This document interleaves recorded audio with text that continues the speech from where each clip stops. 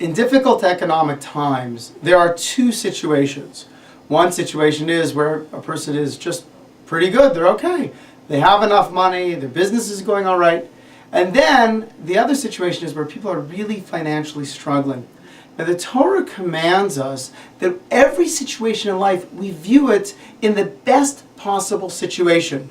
You've heard of the glass is half empty or the glass is half full?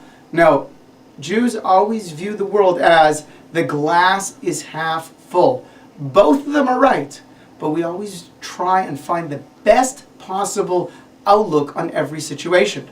This is because the Torah tells us that you shall rejoice in the good that God gives you. So therefore that means that really it's an obligation to be happy. Not just a happening or an option, it's an obligation to the Almighty, because He commands us to do so in the Torah. It's an obligation to our fellow man. If I want a happy wife, I better walk in the door with a smile on my face. Otherwise, my wife will be miserable, and my children also will not be living a good life. And for myself, happy people, they heal better, they have more energy, they accomplish things in a much greater way. So you find living life with joy, seeing things in a positive way, is really an obligation, not only just from the Torah, but it's an obligation to others, it's an obligation to myself. So now how do these two situations, how do these people view their situations in a positive way?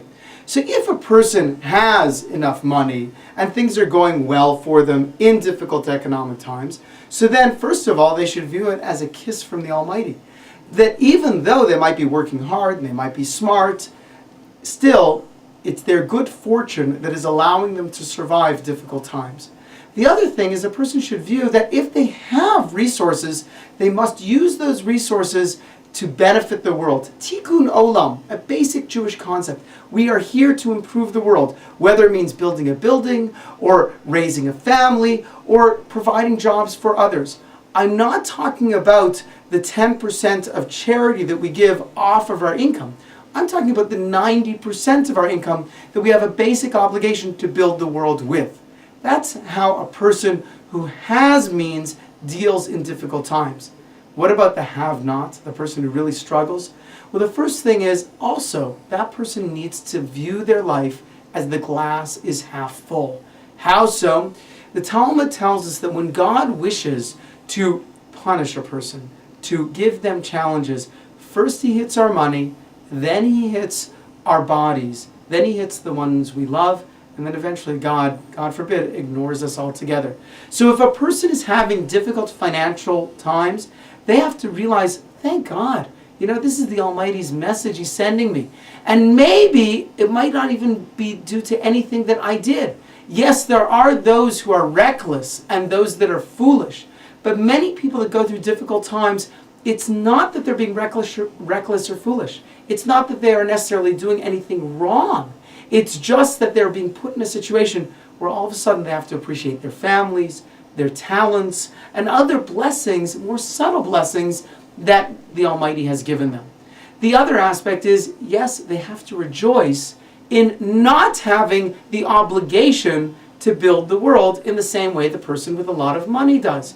See, if someone has a lot of money, they have to build the world. They are responsible to give more charity. They are responsible to help more people. If a person doesn't have the means, they don't have that responsibility.